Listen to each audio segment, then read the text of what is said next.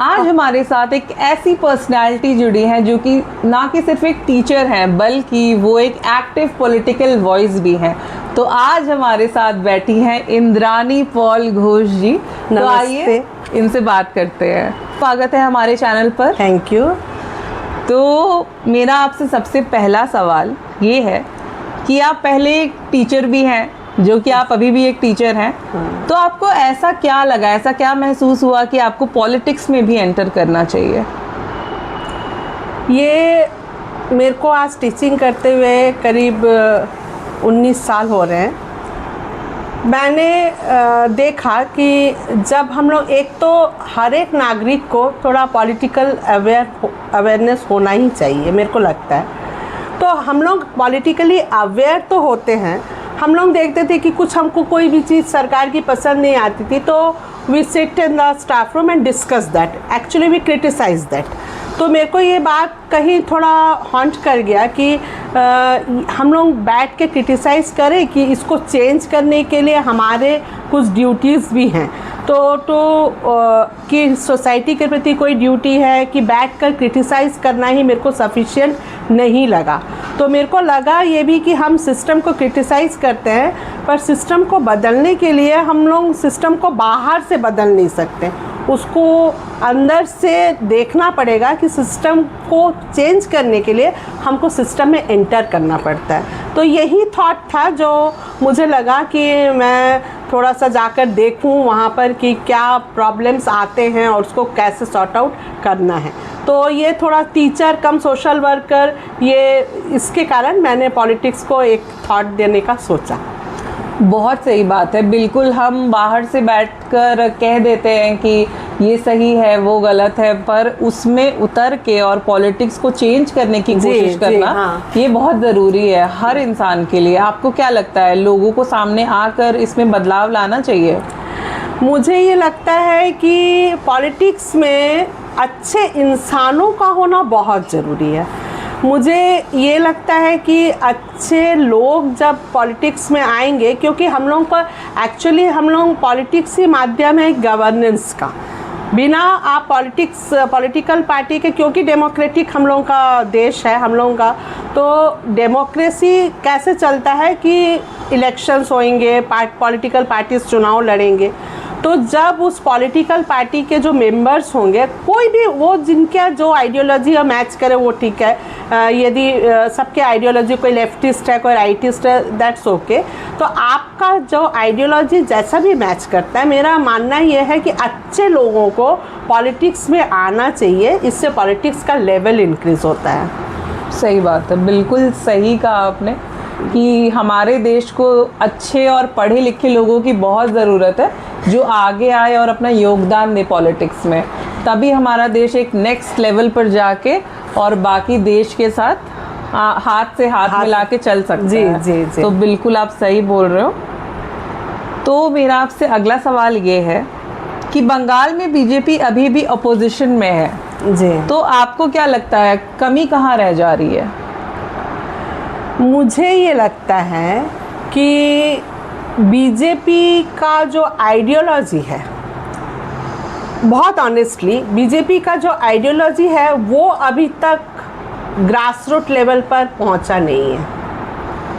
लोग इसको एक लगता है कि हाँ, टीएमसी से मैं खुश नहीं हूँ या सीपीएम से खुश नहीं हूँ तो मैं बीजेपी कर लेता हूँ, ये लगता है।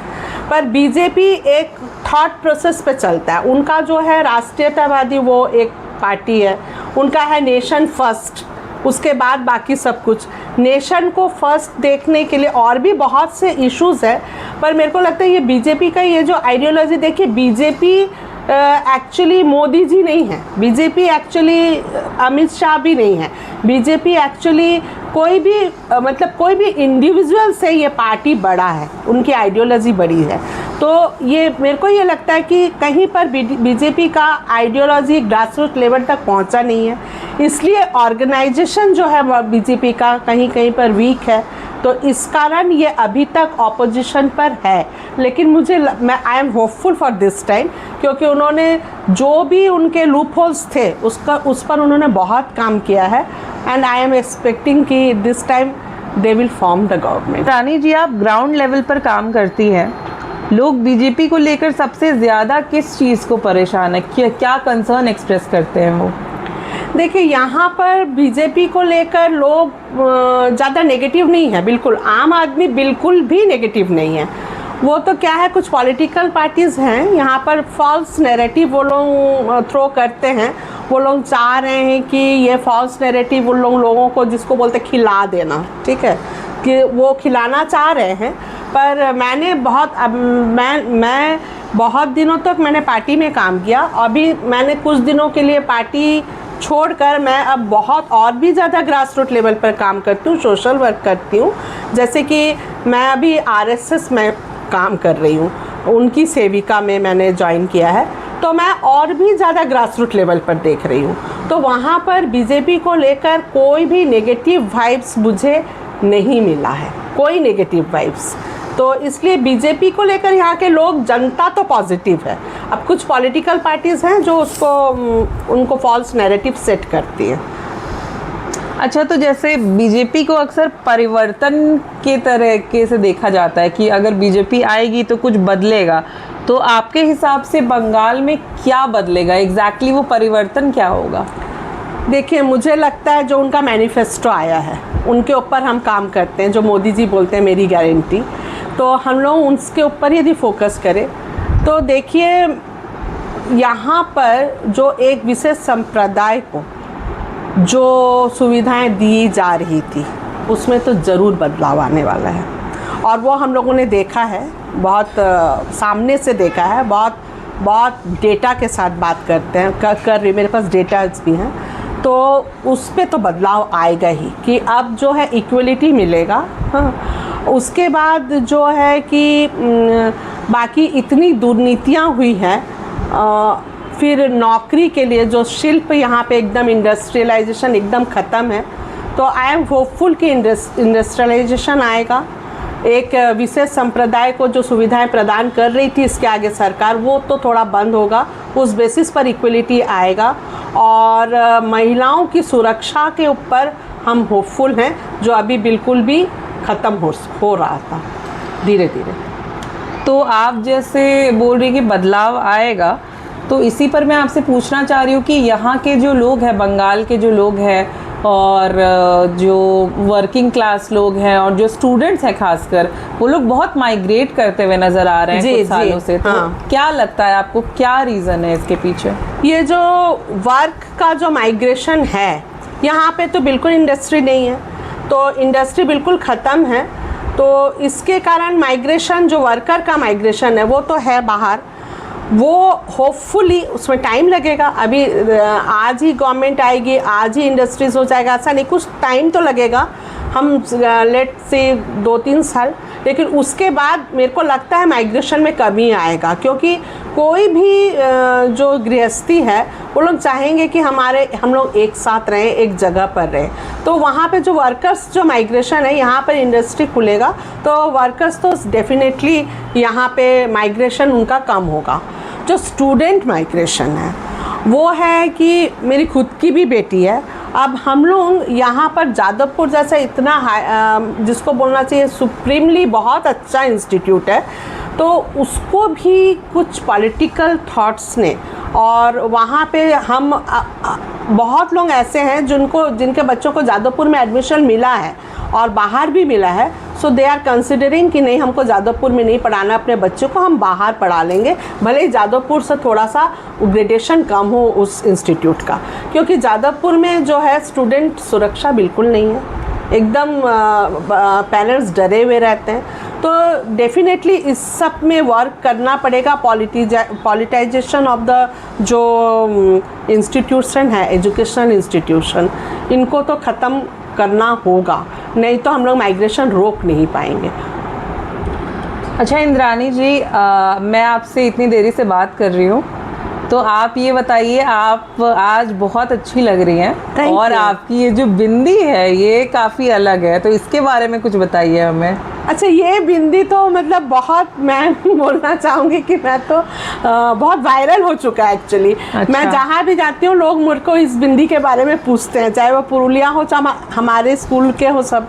एक्चुअली मैं बहुत ज़्यादा महारानी अहिल्याबाई होलकर को अडोर करती हूँ, उनको आइडलाइज करती हूँ। तो मुझे लगता है कि वो एज ए नारी, वो उन्होंने जितनी हार्डशिप्स अपने जीवन में सहन किया as a mother, as a wife, as a महारानी, तो मेरे को लगता है मैं उनके जीवन का यदि थोड़ा सा भी मैं उनके जैसा बन सकूं, तो इसके लिए मैं उनको सम्मान देने के लिए उनसे स्नेह मेरे को इतना है कि जब से मेरे को ये बिंदी मिली है मैंने इसके अलावा कुछ दूसरा लगाया ही नहीं। अच्छा, तो ये आपकी पहचान का हाँ, ये मेरी पहचान है। हाँ, अच्छा, मुझे आप ये बताइए कि जैसे कि आप एक टीचर हैं, ठीक है, तो मैं आपसे ये जानना चाहूँगी कि बंगाल के एजुकेशन सिस्टम में अभी तक कितना चेंजेस आए हैं जब से ममता बनर्जी पावर में है, और आगे क्या बदलाव आ सकता है अगर बीजेपी आती है?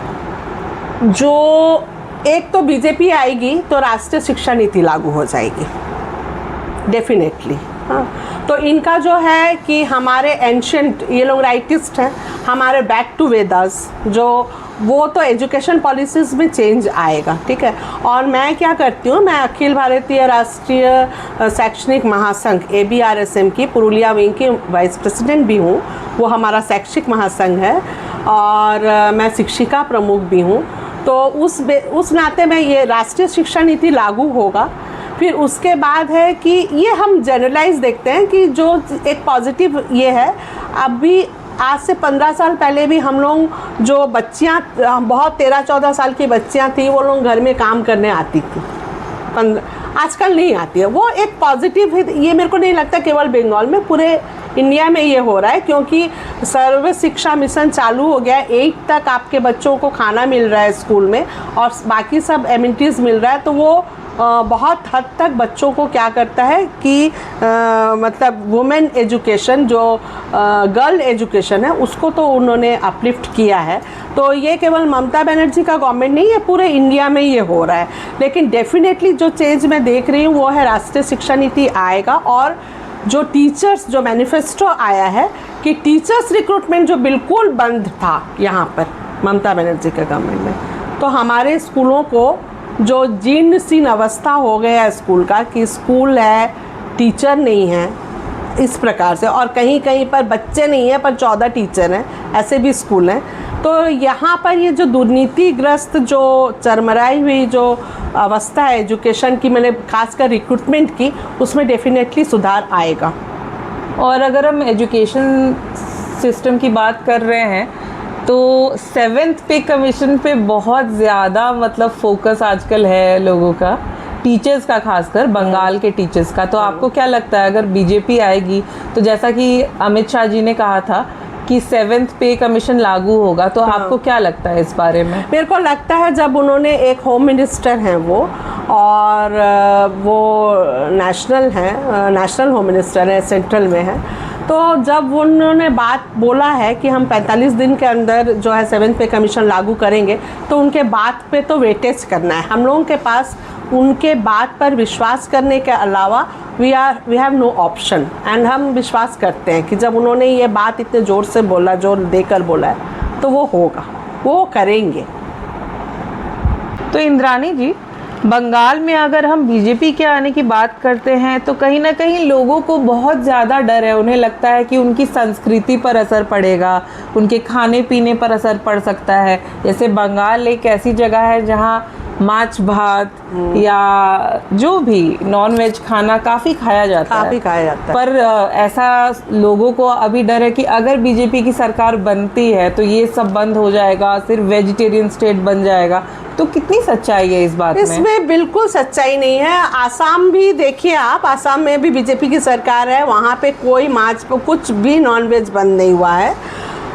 और यहाँ पे भी हमारे जो राज्य सभापति श्रमिक भट्टाचार्य इसको बार बार क्लैरिफाई कर चुके हैं, होम मिनिस्टर क्लैरिफाई कर चुके हैं कि हम लोग अपना खान पान बिल्कुल नहीं बदलने वाले हैं। मतलब हम लोग बंगाली जो है वो माछ भात ही खाएगा, जैसा है वैसा ही रहेगा। एक चीज़ वो बदलेंगे, वो उन्होंने बोला है कि यहाँ पर हम गौ माता को कटने नहीं देंगे सामने, वो बंद होने वाला है। ओके। तो जैसे ममता बनर्जी की सरकार पिछले 15 सालों से बनी हुई है, तो इसके बारे में आप क्या कहना चाहती हैं? देखिए, इनिशियली जो 34 साल का सीपीएम का जो राज था, लोग उससे त्रस्त हो चुके थे। उसके बाद दीदी आई थी। मुझे ये स्वीकार करने में कोई दुविधा नहीं है कि जब दीदी आई थी,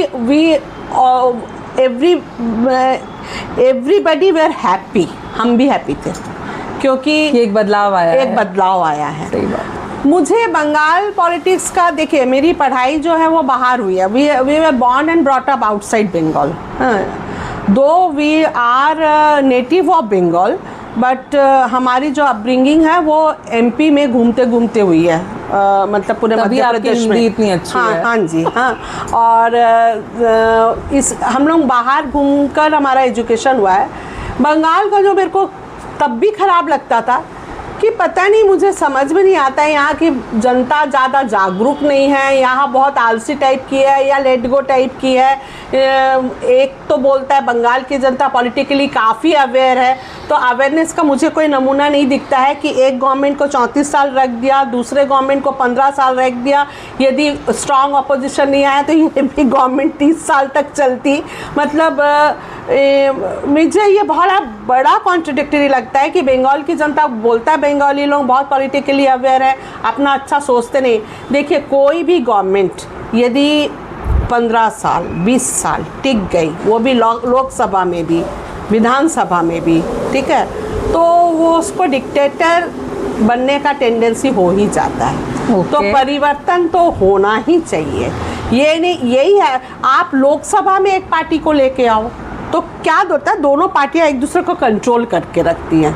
जब ये हम लोग बैलेंस, जब हम लोग का फेडरल सिस्टम है, तो उसको ये लोग नहीं करते हैं। ये लोकसभा में भी एक ही पार्टी, क्या बोलते हैं, विधानसभा में भी एक ही पार्टी।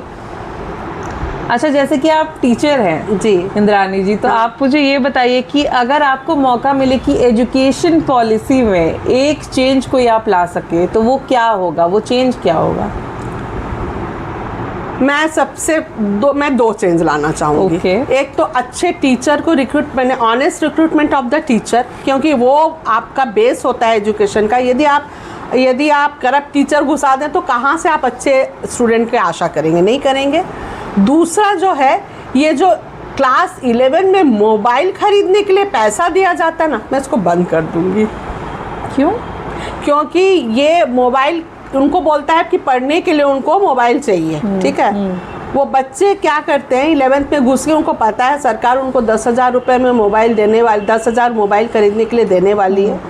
वो लोग घर में, अब 10,000 का मोबाइल उनको पसंद नहीं आता, पर गवर्नमेंट से वो मोबाइल ले लेती है, और उसके बाद बाकी का पैसा वो हम लोग जो देखते हैं अपने मम्मी पापा से जुगाड़ी, जिसका 14,000 का मोबाइल है या 19,000 का, बाकी मम्मी पापा से जुगाड़े, उसके बाद वो लोग उस मोबाइल में पढ़ाई छोड़कर हर काम करते हैं। ओके, ये तो चिंता की बात है, क्योंकि अगर यूथ उसको पढ़ाई के लिए इस्तेमाल ना करके कुछ और कर रहा है, हाँ। तो ये, और उनको लगता है कि हम 11 में पहुंच गए, हमको मोबाइल, उनको ये कॉन्सेप्ट नहीं है कि मेरे को मोबाइल किस लिए दिया जा रहा है। वो तो बच्चे हैं, उन्हें हाँ, तो इस चीज़ की ये क्या बहुत ही बिगाड़ रहा समझ होगी, है, बहुत ज़्यादा, बहुत। अच्छा, तो एक बहुत ज़रूरी जो सवाल है वो मेरा ये है कि महिला बिल के बारे में आप क्या बोलना चाहेंगी? महिला बिल आना चाहिए, ठीक है। महिला बिल आएगा, देर सवेर आना चाहिए, आएगा भी, मुझे ये लगता आएगा। तो ये हम महिलाओं के लिए एक बड़ी बात होगी, बहुत वेलकमिंग है इनका ये जो स्टेप है। खैर, महिला आरक्षण के बारे में तो इन लोगों का कुछ है कि इसके साथ अभी ये क्लॉज भी लगा दिया कि हम सेंसस के अनुसार जो करेंगे, उसको सीट बढ़ाएंगे, उसके अनुसार बढ़ाएंगे। तो हम आई एम होपफुल कि पार्टियाँ अपने तरफ से तो शुरुआत करे, बीजेपी शुरुआत करे कि हम 33% महिला प्रार्थी देंगे। बिल तो आता रहेगा जी। तो ठीक है, मेरा आपसे अब एक फाइनल क्वेश्चन है, जो कि ये है कि आज का बंगाल जो है और हमारे जो वोटर्स हैं बंगाल के, वो आपको आज सुन रहे हैं, देख रहे हैं, तो आप उनको क्या कहना चाहेंगी अपने शब्दों में? मैं ये कहना चाहूँगी कि बंगाल की जितनी भी दुर्गा हैं, काली हैं, लक्ष्मियाँ हैं, लक्ष्मी, सरस्वती, जितने भी ब्रह्मा हैं, जितने भी महेश्वर हैं, जितने भी महावीर हैं, जितने भी विष्णु हैं, ये सारे लोग आए और निर्भय होकर वोट दें और विदाउट एनी मतलब फियर वोट दें, अपना वोट खुद दें, उनका वोट कोई दूसरा ना जाकर ना दे, जिसकी इस बार संभावना नहीं है। और टैगलाइन तो यही बोलूँगी कि आमार वोट आमी दिबो, जाके खुशी ताके देबो। थैंक यू इंद्रानी जी हमारे साथ जुड़ने के लिए। थैंक यू, बहुत बहुत शुक्रिया आपका भी बहुत बहुत धन्यवाद।